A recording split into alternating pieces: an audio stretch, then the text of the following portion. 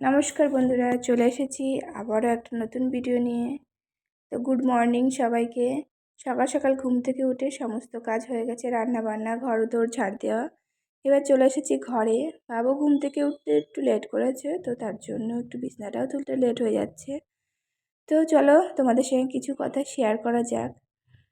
তো বন্ধুরা, জীবনে চলার পথে এমন একটা মানুষের খুবই প্রয়োজন, যে তোমার দুঃখ কষ্ট, হাসি কান্না, আনন্দ সবটা জুড়ে থাকবে, যে কখনোই তোমার হাত ছেড়ে যাবে না, সমস্ত সময় তোমার কাছে থাকবে, তোমাকে সাপোর্ট করবে। এরকম একটা মানুষের খুবই প্রয়োজন।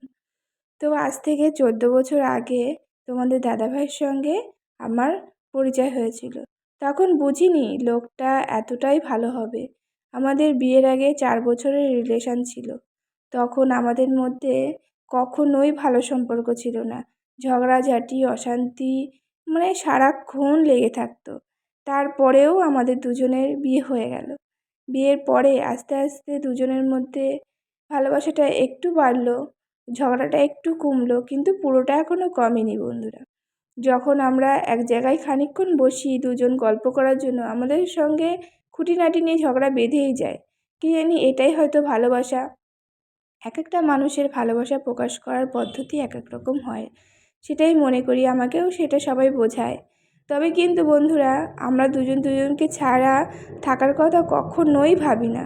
যতই ঝগড়া হোক, যতই অশান্তি হোক, যতই যা হোক না কেন, কেউ কাউকে ছেড়ে যাওয়ার কথা কখনো ভাবি না। তো বন্ধুরা, একটা জিনিস ও এতটাই অচল, তো কি বলবো বন্ধুরা। চোখের সামনে যদি কিছু থাকে, ও খুঁজেই পাবে না। আমি যতক্ষণ না সামনে এসে দেবো, ও কিছুই পারবে না। ও আমি যেরকম ঘরটা সামলাই, ও পুরোটাই বাইরেটা সামলায়। আমি বাইরে বেরোলে রাস্তায় চলতে পারি না, কোথায় কি ঠিক করে জানি না। ও ঠিক সেরকম ঘরের ভিতরে কোথায় কি আছে, ও একদম কিচ্ছু জানে না। তার জন্য আমরা দুজন দুজনের পরে পুরোপুরি নির্ভরশীল। কেউ কাউকে ছেড়ে যাওয়ার কথা কখনোই ভাবি না। তো বন্ধুরা, তোমরাও জীবনে এমন একটা মানুষকে বেছে নিও, যে তুম যে তোমাকে ছাড়া কিছু বুঝবে না, বা তুমি তাকে ছাড়া কিছু বুঝবে না। তাহলেই দেখবে সংসারটা সুখের হচ্ছে, খুব ভালো হচ্ছে। জীবনে চলার পথে এরকম একটা মানুষের খুব খুব প্রয়োজন। বাবা মার পরে তো বলো, স্বামী বা বরের জায়গাটাই বেশি।